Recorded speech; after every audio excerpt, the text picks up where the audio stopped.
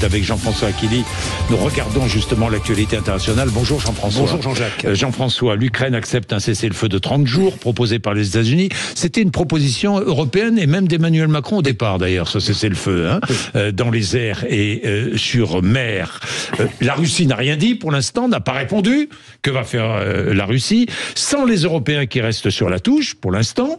Et pourtant, vous nous dites qu'il n'est pas inutile qu'Emmanuel Macron se pose en leader militaire de l'Europe. Pourquoi? Alors vous avez vu d'abord les images simultanées, c'était une sorte de « et en même temps » formidable. Ces deux séquences muettes diffusées sur les chaînes d'infos qui parlaient d'elles-mêmes hier en fin de journée. Alors pendant que tout se jouait sous nos yeux à Jeddah, entre Américains et Ukrainiens, le président français à l'école militaire à Paris, flanqué de son chef d'état-major, le général Burkhardt, serrait les mains des hauts gradés. Il y avait une trentaine de pays, 34.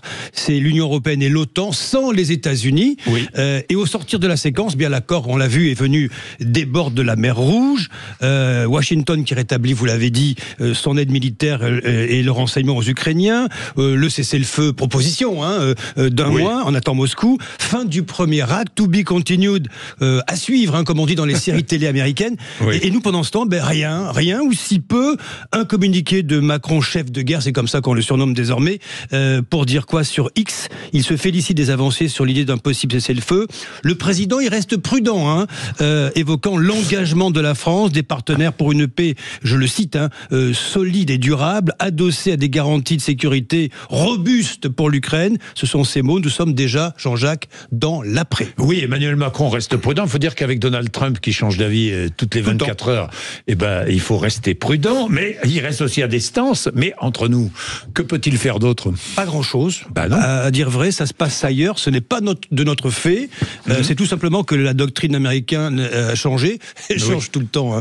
Elle a changé. En tout cas, là-dessus, ça a changé. Les Européens en sont réduits à imaginer un changement de logiciel après un éventuel accord de paix. On verra à quel prix.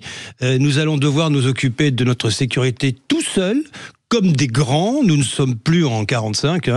Fini le plan Marshall, les bases américaines, ça s'est terminé. Il va falloir investir dans la défense. C'est ce que Emmanuel Macron répète depuis 2017. D'autres pays de l'OTAN ne pensent qu'à ça. Vous savez, il faut penser au pourtour là-haut, la Pologne, Finlande, les Pays-Baltes qui ont des frontières avec la Russie. Il y a Kaliningrad, ils ont les Russes devant, et les Biélorusses aussi. C'était le message hier, rien d'autre. Rien d'autre. Cette attitude du président de la République divise. Et il y a ceux qui le soutiennent et ceux qui disent qu'il n'y a pas de menace russe directe sur l'Europe et que Macron joue sur la peur. Vous avez entendu Marine Le Pen, elle a parlé d'exercice de télédiplomatie que Macron partagerait à ses yeux, Marine Le Pen avec Trump. La leader du RN qui a du mal à se positionner dans ce débat, elle veut reprendre la main avec cet argument martelé. La menace majeure, à ses yeux, reste le terrorisme islamiste bien avant, dit-elle, la menace russe. Voilà donc les deux camps. Il y a double menace. Oui, il y a double menace. C'est les deux camps qui s'affrontent. On verra bien le vote cet après-midi de la résolution à l'Assemblée sur l'Ukraine, avec tout de même en toile de fond cette prise de conscience des Européens de leur vulnérabilité, de la nécessité de se prendre, réellement en main face à un monde en plein bouleversement. Bien, merci Jean-François, passionnant. On vous retrouve tout à l'heure. Je voudrais préciser que je reçois Sophie Primas, qui est porte-parole du gouvernement, tout à l'heure de 8h30 à 9h, et je lui poserai une question à propos de cette résolution discutée à l'Assemblée nationale. Est-ce que le gouvernement est favorable à une saisie des avoirs russes, 230 milliards d'euros? Parce que c'est pas très clair tout ça. Et moi j'ai envie que les choses soient claires. Et j'ai envie qu'elles répondent à cette question. Nous verrons bien. Il est 7h52.